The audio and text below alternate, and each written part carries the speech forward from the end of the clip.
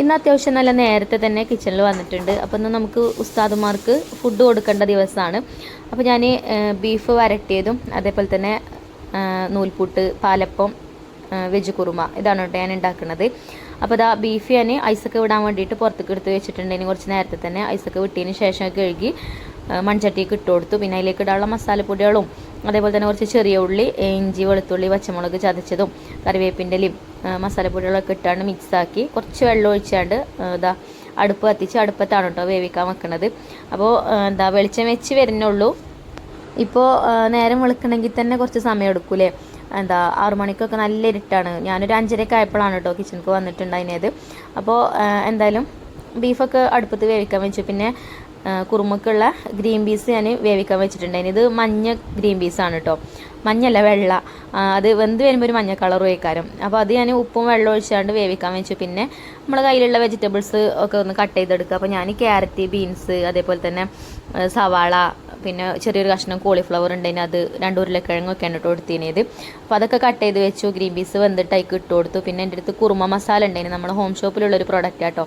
ആ കുറുമ മസാല ഇട്ട് കൊടുത്തിട്ട് ഒറ്റ വിസിൽ അടുപ്പിച്ചിട്ട് പിന്നെ വേവിച്ചെടുത്തു.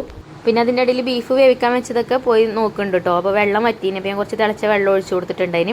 വെന്തിട്ടില്ല കേട്ടോ. അപ്പോൾ വീണ്ടും അടുപ്പത്ത് തന്നെ വെച്ചിട്ടുണ്ട്. തീയൊക്കെ നല്ലോണം കത്തിച്ചു കൊടുത്തിട്ടുണ്ട്. പിന്നെ നമ്മൾ കുറുമ ഇവിടെ ആയിക്കൊണ്ട് നിൽക്കുന്നുണ്ട്.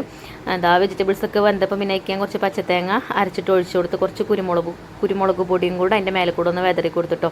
നമ്മൾ ഈ കുറുമ മസാല ചേർക്കുമ്പോഴേ കുരുമുളക് പൊടി ചേർക്കേണ്ട ആവശ്യമൊന്നുമില്ല. എന്നാലും ഞാൻ കുറച്ച് ചേർത്ത് കൊടുത്തത്, ഒരു 3-4 കുരുമുളക് എടുത്തൊന്ന് ചതച്ചിട്ട് അങ്ങനെ ഇട്ട് കൊടുത്തതേന്. പിന്നെ അത് വെളിച്ചെണ്ണയിൽ ഒന്ന് കടുക് വറുത്തെടുക്കും കൂടെ ചെയ്ത് കടുകും കറിവേപ്പിൻ്റെലൊക്കെ വറുത്തിട്ടേക്ക് ഇട്ട് കൊടുത്തിട്ടോ. ഇനി അതിന് ഇഷ്ടമല്ലെങ്കിൽ 1 സ്പൂൺ നെയ്യ് ഒഴിച്ചു കൊടുത്താലും മതി. അങ്ങനെ കുറുമക്കറി സെറ്റായി. പിന്നെ നമ്മൾ ബീഫ് വന്നിട്ടുണ്ടെങ്കിൽ ബീഫ് വന്നപ്പോൾ അതൊന്ന് തൂമിച്ചെടുക്കുകയാണ്. ഇവിടെ ഒരു ചട്ടിയൊക്കെ വെച്ച് അതിലേക്ക് വെളിച്ചെണ്ണ ഒഴിച്ചു കൊടുത്ത് വെളുത്തുള്ളി തൊലിയോട് കൂടിയിട്ട് തന്നെ ഇട്ടിട്ടൊന്ന് മൂപ്പിച്ചെടുത്തിട്ടോ. പിന്നെ ഒരു ചെറിയ സവാള അരിഞ്ഞിട്ട് അത് മൂപ്പിച്ചിട്ട് ബീഫൊക്കെ ഇട്ട് കൊടുത്താണ്ട് കനൽമ വെച്ചാണ്ട് അങ്ങനെ ബീഫും വരട്ടി എടുത്തിട്ടുണ്ട്. പിന്നെ ഉസ്താദുമാർക്ക് ഫുഡ് കൊടുക്കാനുള്ള പാത്രമൊക്കെ കൊണ്ടുവന്നിട്ടുണ്ടായിന് കേട്ടോ. പിന്നെ അതിൻ്റെ അടിയിൽ നൂൽപുട്ടും പാലപ്പൊക്കെ ഉണ്ടാക്കിയിട്ടുണ്ടായിന്. അങ്ങനെയൊക്കെ പാത്രത്തിലാക്കി കൊടുത്തു. അപ്പോൾ ബീഫ് ഇടാൻ പാത്രമില്ലേന്. പിന്നെ ഞാൻ വേറൊരു വട്ടപാത്രത്തിൽ നമ്മളൊരു പാത്രത്തിൽ ഇട്ട് കൊടുത്തു. പിന്നെ ചായ ഉണ്ടാക്കിയിട്ടുണ്ടെങ്കിൽ ചായയൊക്കെ പാത്രത്തിലാക്കി കൊടുത്തിട്ടോ.